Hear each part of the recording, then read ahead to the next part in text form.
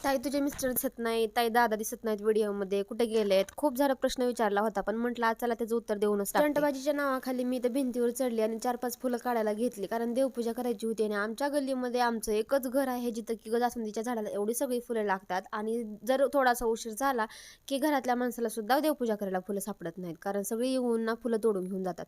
म्हणून पहिल्यांदा देवपूजाला फुलं काढून घेतली आणि मग मी पटकन घोटभर चहा घेतला. म्हटलं कामावरून घेते, कारण आई घरी नाही आहेत, आई गेलेल्या आहेत गावाला आणि देवपूजा जरा मलाच करायला लागते. 3-4 दिवस झालं देवपूजा करून घेतली, पण माझ्या एवढं लक्षात आलं नाही की आज एकादशी आहे. मी एवढी वेडी गेली की आज एकादशीच्या दिवशीच मी चहा आणि चपाती खाल्ली.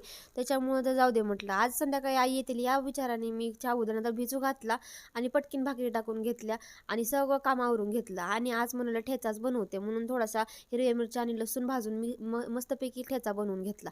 या ड्रेसची लिंक खूप जणांनी मला मागितली होती, चला म्हटलं आज या व्हिडिओमध्ये तुम्हाला देऊनच टाकते. बापरे, ऊन तर एवढं जास्त पडते, असं वाटतं की पाण्यातून बाहेरच येऊ नये. असो, आपल्याला काम काय बसू देत आहे का? लगेचच मग माठ वगैरे धुतला आणि म्हटलं की पाण्याची गाडी आली होती म्हणून प्रणवला म्हटलं पाणी घेऊन या.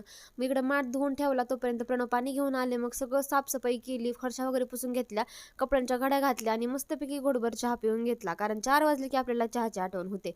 मी तर ना टी अडिक्टेड झालेली आहे, तुम्हाला सांगते. खूप वेळेस मी चहा सोडण्याचा प्रयत्न केला, पण मी त्याच्यामध्ये अनसक्सेस राहिले.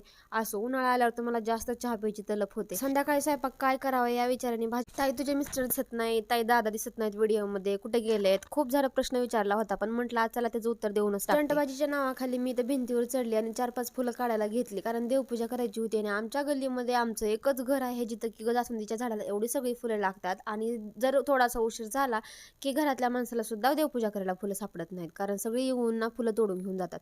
म्हणून पहिल्यांदा देवपूजाला फुलं काढून घेतली आणि मग मी पटकन घोटभर चहा घेतला.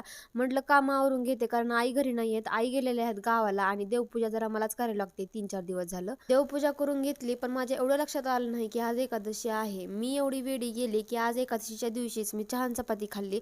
त्याच्यामुळे तर जाऊ दे म्हटलं, आज संध्याकाळी आई येतील या विचाराने मी चहा उद्यानंतर भिजू घातला आणि पटकीन भाकरी टाकून घेतल्या आणि सगळं कामावरून घेतलं. आणि आज म्हणलं ठेचाच बनवते, म्हणून थोडासा हिरव्या मिरच्या आणि लसूण भाजून मी मस्तपैकी ठेचा बनवून घेतला. या ड्रेसची लिंक खूप जणांनी मला मागितली होती, चला म्हटलं आज या व्हिडिओमध्ये तुम्हाला देऊनच टाकते. बापरे, ऊन तर एवढं जास्त पडते, असं वाटतं की पाण्यातून बाहेरच येऊ नये. असो, आपल्याला काम काय बसू देत आहे का? लगेचच मग माठ वगैरे धुतला आणि म्हटलं की पाण्याची गाडी आली होती म्हणून प्रणवला म्हटलं पाणी घेऊन या. मी इकडे माठ धुवून ठेवला, तोपर्यंत प्रणव पाणी घेऊन आले. मग सगळं साफसफाई केली, फरशा वगैरे पुसून घेतल्या, कपड्यांच्या घड्या घातल्या आणि मस्तपैकी घोटभर चहा पिऊन घेतला, कारण 4 वाजले की आपल्याला चहाची आठवण होते. मी तर ना टी अडिक्टेड झालेली आहे, तुम्हाला सांगते. खूप वेळेस मी चहा सोडण्याचा प्रयत्न केला, पण मी त्याच्यामध्ये अनसक्सेस राहिले. असो, उन्हाळा आल्यावर तर मला जास्त चहा प्यायची तलप होते. संध्याकाळी स्वयंपाक काय करावं या विचाराने